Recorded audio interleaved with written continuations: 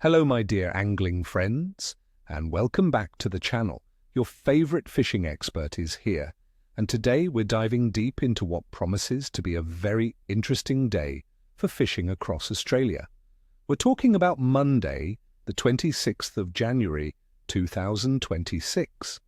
Now many of you know this date as Australia Day, a time for celebrations, barbecues, and, for us, hopefully, some incredible fishing. But will the fish be celebrating with us, or will they be tucked away, enjoying their own summer siesta? Stick around, because I'm going to break down exactly what to expect, and trust me, this day holds some exciting possibilities, especially if you know where and how to cast your line. Let's talk tactics for a few of our favourite Australian species, because understanding their behaviour in these summer conditions is key to your success. First up, the mighty Yellowtail Kingfish. These powerful fighters are often fantastic in January, and my experience confirms it. With average water temperatures hovering around 24 degrees Celsius, these kings will be actively hunting. Look for them around bait schools, especially near headlands, offshore reefs, and harbour markers where there's good current flow. Early morning and late afternoon will be key. Your best bet will be a sturdy spinning rod or a heavier bait caster loaded with 50 to 80-pound braid. For lures, try casting stick baits or poppers in natural baitfish colours, or jigging with vertical jigs weighing around 100 to 200 grams. Next, we have the ever-popular Dusky Flathead, and January is a prime time to target them, especially in the estuaries and bays.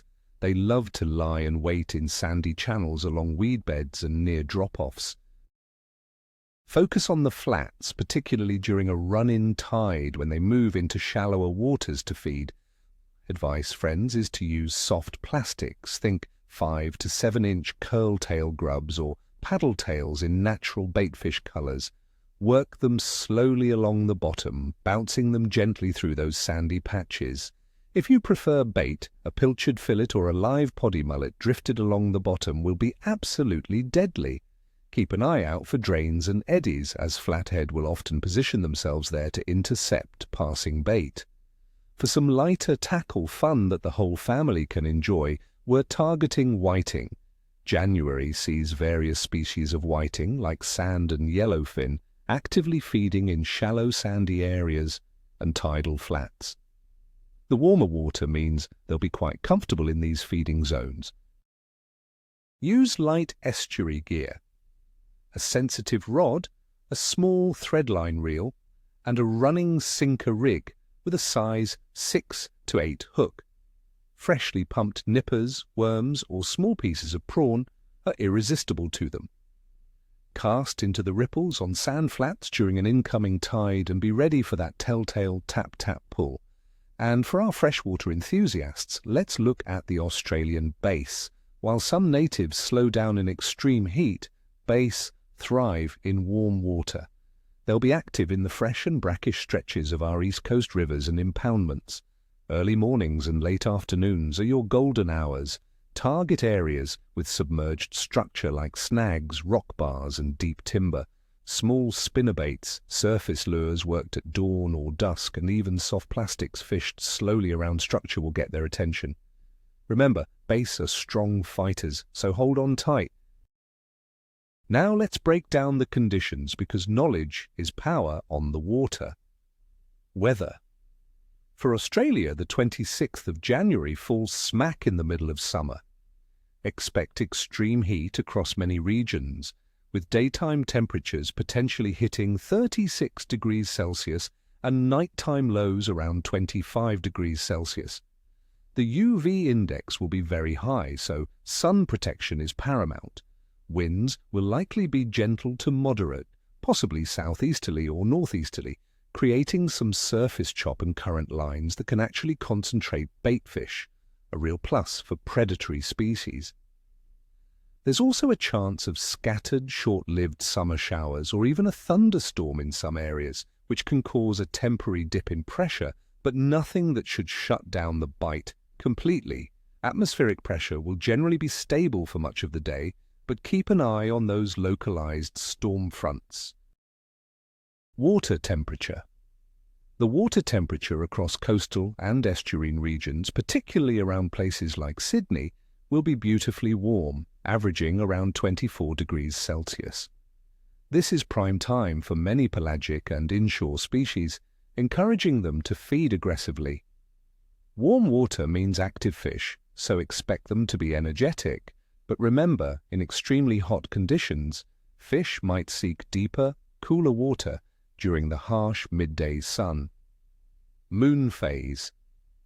On the 26th of January 2026, we'll be under a first quarter moon phase. This means about 54 to 57% of the moon will be illuminated, and it will be around 8 days old.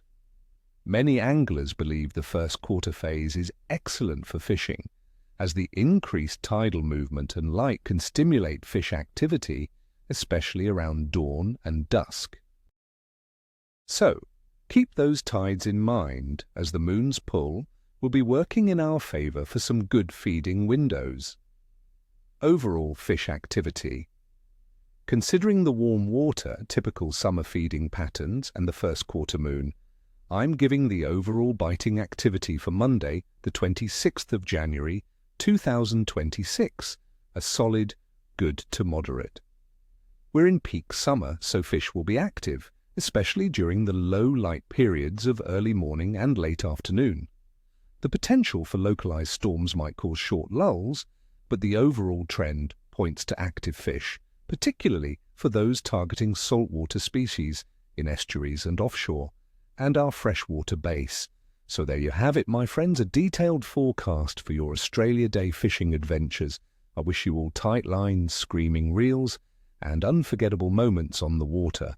May your coolers be heavy and your stories be grand. Don't forget to hit that like button, subscribe if you haven't already, and ring that notification bell so you don't miss any of my future forecasts. And tell me in the comments below, what are your plans for Australia Day fishing? What species will you be targeting, and what's your go-to summer bait or lure?